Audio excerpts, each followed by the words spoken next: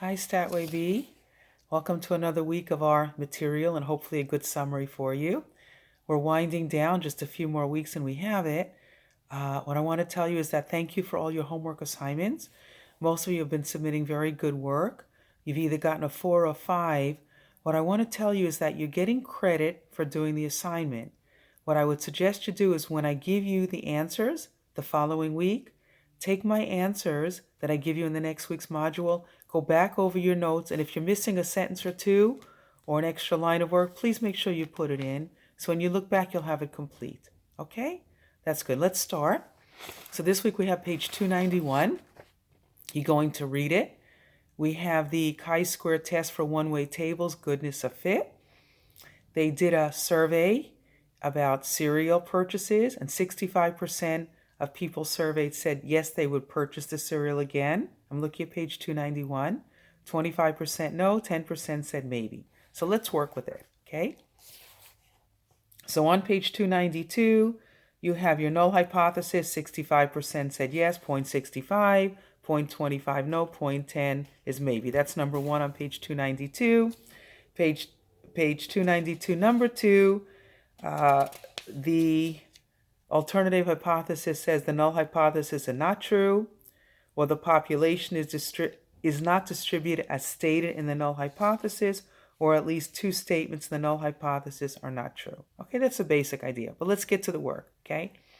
So on page 293, conditions it says, okay? What I did is, I know it's backwards for you, but I actually boxed off this section in here, okay? It says, in order to be able to conduct a chi-square goodness of fit test, the following conditions must be met.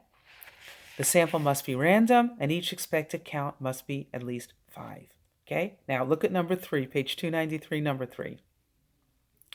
For the Serial Consumer Feedback Survey, with a random sample of 205, that means n equals 205, consumers satisfy the conditions for executing a chi-square goodness of fit test. Why or why not? Okay? Now, number 1, it said, yes, the sample is random. It says that, a random sample of 205. So yes, the sample is random. And let's see if the expected counts are all greater than or equal to 5. Okay? So we have 0.65, right? Okay? Times 0.65 times 205 is 133.3. So that's a yes answer. That's for the yes people, right? And the no people, 25%. So you do 0.25 times 205, because that's your random sample, and gives me 51.3. Those are the ones that said no, right? And there's also, how many said maybe? 10%, 0.10. So you do 0.10 times 205, and you get 20.5.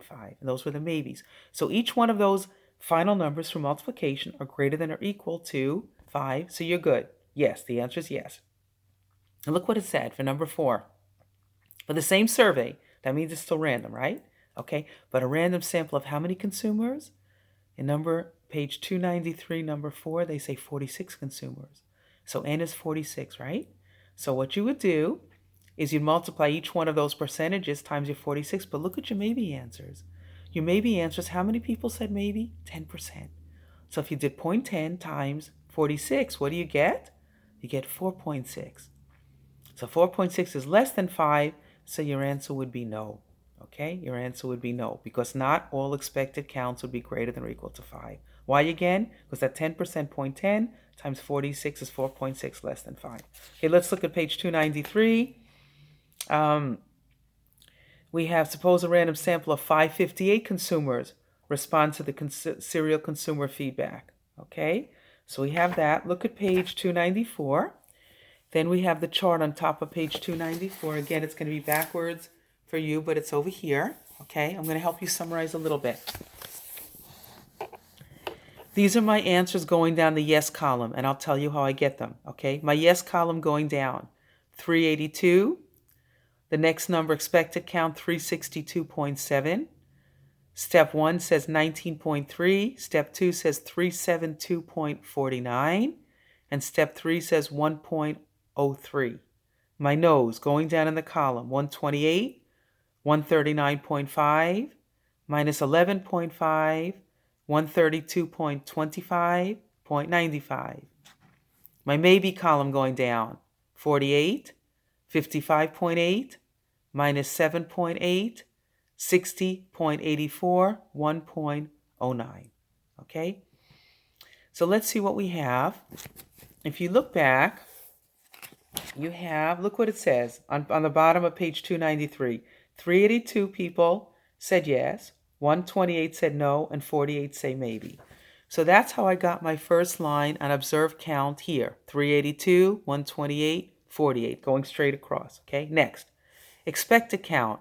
My expected count, look what you have. You have yeses is 0.65, 0.25, no, 0.10 maybe. So what I did is I did 0.65 times 558, and I got 362.7. That's how I got my expected count, which is the second number going down in the yes column. In the no column, my second number, I did 0.25 times 558, gives me 139.5. My maybe column, 0.10 times 558 gave me 55.8, okay? The rest you can, it says subtract, then subtract squared, and then divide it out. I think from there you can get it. But I will give you the answers for step 4, but I want you to actually do the arithmetic and confirm that, yes, it works for you. Step 4 says 1.027 plus 0.948 plus 1.09 equals 3.065, which rounds to 3.07.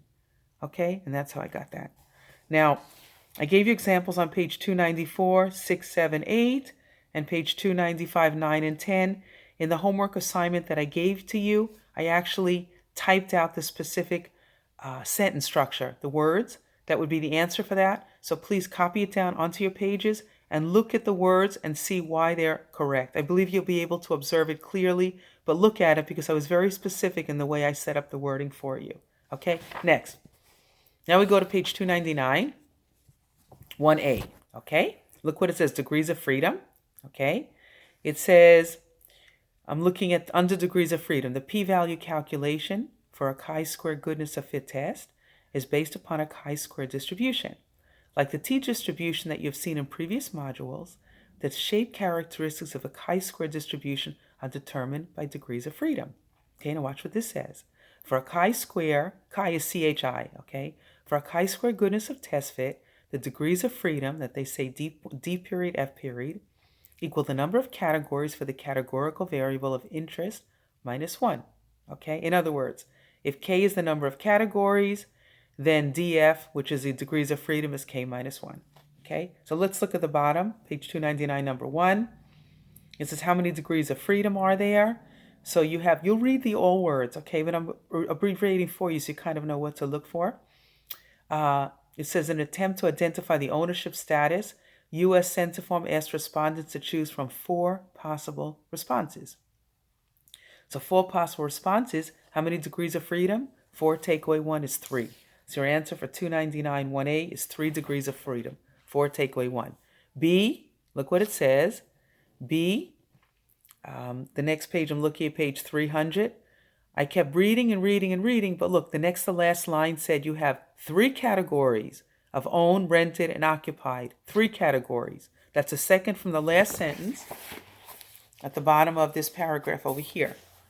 So if there's 3 categories, how many degrees of freedom? 3, takeaway 1 means 2. 2 degrees of freedom. So you have that over here. Let's look at page 301. Okay. I'm going to read the top of 301 to you, and I want you to read them on your own too, okay? 301, unlike a t-distribution, which is symmetric and always centered at 0, a chi-square distribution is not symmetric. And look at this. The mean of a chi-square distribution is related to its degrees of freedom. Specifically, the mean of a chi-square distribution is equal to its degrees of freedom. So I'll say that again. The mean of a chi-square distribution is equal to its degrees of freedom. The standard deviation of a chi-square distribution equals the square root of the value 2 times the degrees of freedom. So here they give you easy computation in terms of mathematics. I'm going to show you that. Okay? Look what it is. Number 2, page 301, number 2. What are the mean and standard deviations of a chi-square distribution with 8 degrees of freedom? Okay? So it says clearly the mean for this equals the number of degrees of freedom, which is 8. 8 degrees of freedom, therefore the mean is 8. Okay? Standard deviation says square root of 2 times the degrees of freedom. If the degrees of freedom are 8, you have the square root of 2 times 8. What is 2 times 8? 16. The square root of 16 is 4. So your standard deviation is 4. Okay? Now, number 3 says, which of the 2 graphs below do you think is for a chi-square distribution with degrees of freedom equal 8? Remember, degrees of freedom equal 8. That means the mean equals 8. And if you look at graph 5, that shows it to you. Okay? Look at it. It's the one closer to 8 than the other one. Okay, graph 5. Mean is approximately 8. Turn the page. Let's keep going. Page 303, please read. Specifically, we're going to get to 304 work. So look at 303 at the bottom, number 5. It says you drew a daily simple random sample of 1,000 cereal pieces from your cereal, etc., and the distribution of population proportions. You want to see if the claim is correct. 20% red, 35% white, and 45% blue. Turn over. Turn over. Now, page 304, okay? The top. This is what I'm going to work with you because this is a standard kind of problem, okay? It says the sample data for day 1 were as follows. 210 red, 360 white, blue 430, okay? Now, using the day 1 sample data and a 1% significance level, perform a complete chi-square goodness of fit test examining the claim that the distribution of population proportions for your cereal is 20% red, 35% white, and 45% blue. So number one, state your null hypothesis that the distribution of population proportions for the cereal is 20% red, 35% white, and 45% blue. You state that, correct? Okay.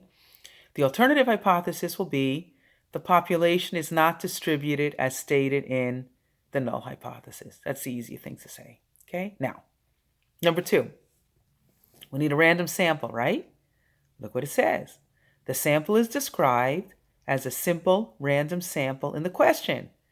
So the condition of a random sample is met. I put a check next to there. It says it's random sample. We got it. Now we have to check the expected counts. Remember, the expected counts have to be greater than or equal to 5 for this one, 5. Okay, so look what we have. Our sample size was 1,000. So you write on your book here, n is 1,000.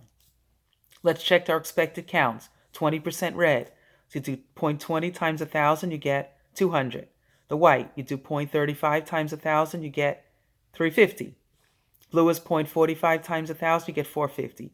All or each of them is greater than or equal to 5. You got that done. Okay, now, they say the chi-square test statistic. We already worked on that on page 286. If you go back to 286, it's calculated already. Write it here as well. It was 1.675, which is 1.68. We rounded to 1.68. So again, we calculated that from page 286, the chi-square statistic. Same data. It was the same data. Okay. We totaled it 1.68. Now, then it says we're going to compute the p-value. Ready? There are 3 categories, right? 3 categories, right? Your red, white, and blue, okay? If you want to get your degrees of freedom, you do categories minus 1, right? So 3 take away 1 is 2. So there's 2 degrees of freedom. So box that off. So your chi-square test statistic is 1.68. You have 2 degrees of freedom. There's a chart to look it up on. I'll give you the p-value. Based on that data, it's 0.433. Okay, that you get from a chart, 0.433. So now, 0.433 is 43.3%, right? Number 5, since the question, you can rewrite this as I say it to you, okay? Since the question specified a significance level of 1%, and since the p-value is more than 1%, we would not reject the null hypothesis. The p-value is greater than the level of significance.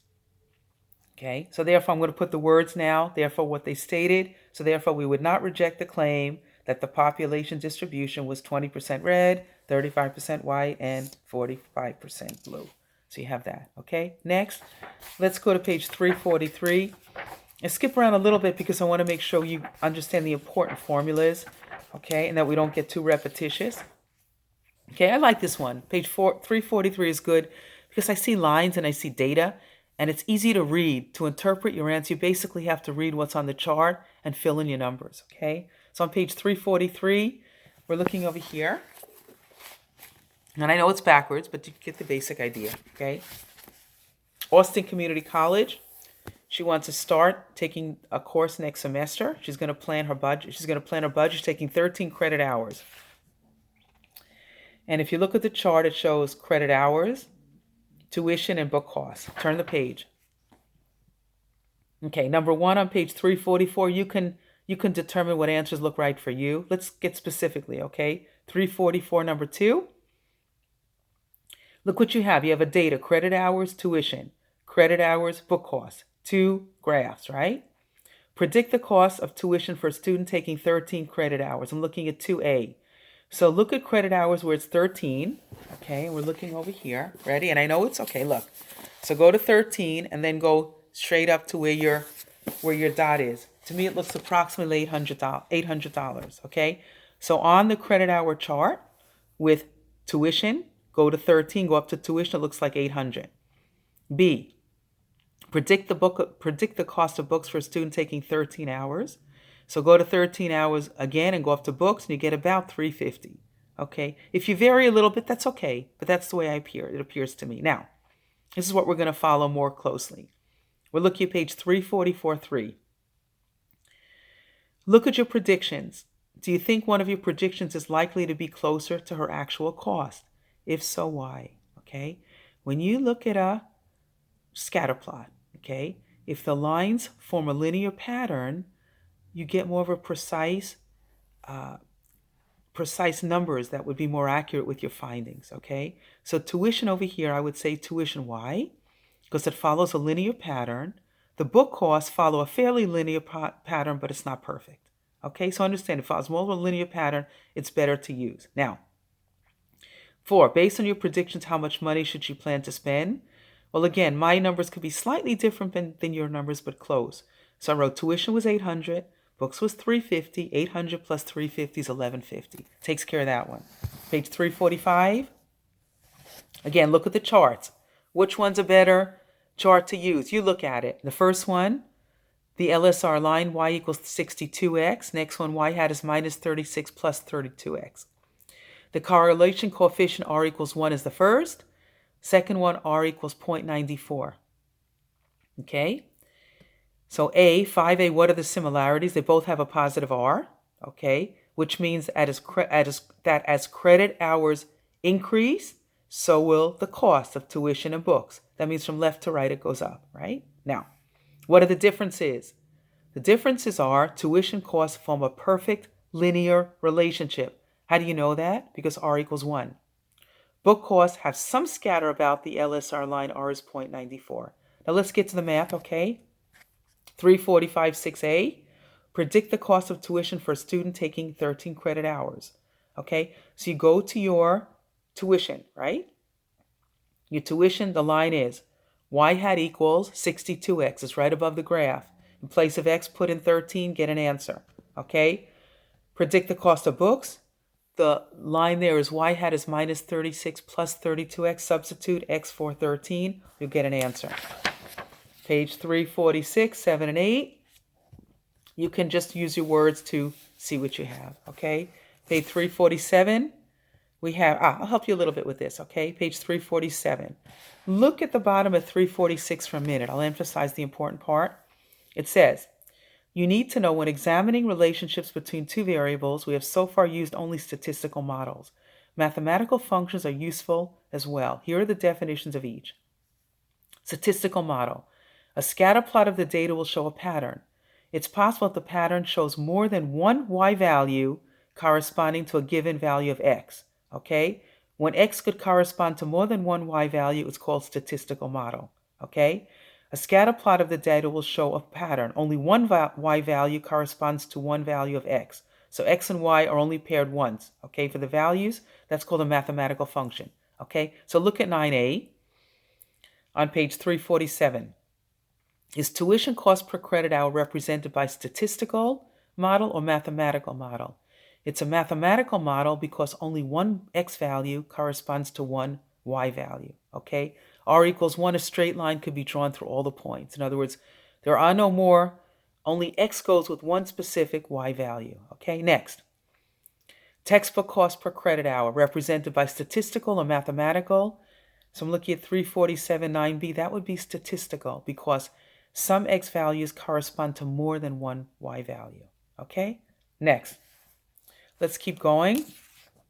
Okay, you look at 10a and b. You guess. I think you can do it. 349 1 and 2. Very easy. Look at, I'll help you, but I want you to know why. Okay, so 349 number 1 is a statistical model. Okay, because x pairs with more than one value for y. Okay, and you figure out 349 number 2, you just have to look at the chart. Okay, 350, we're almost done. Okay, 350, you have 3, 4, and 5. Okay, use the equation for the LSR line to predict the total cost for each of the following number of credit hours. So they give you the total cost as the formula, 36 plus 94 times the number of credit hours. So for instance, in A, if the credit hours are 7, you would say 36 plus 94 times 7. Get an answer. The answer is 694. You keep going. If the credit hours are 8 for B, you say 36 plus 94 times 8, then 36 plus 94 times 9, and 36 plus 94 times 10. Okay? So I think you have all that. For now, we're good. Okay? I wish you a good week. I wish you lots of success, and I love seeing all the homework that you turn back to me. You're making very, very good efforts, and I'm really proud of all of you. Okay? Keep up the good work. We're almost there. I wish you well. Have a great week, and we'll talk again soon. Take care for now. Bye-bye.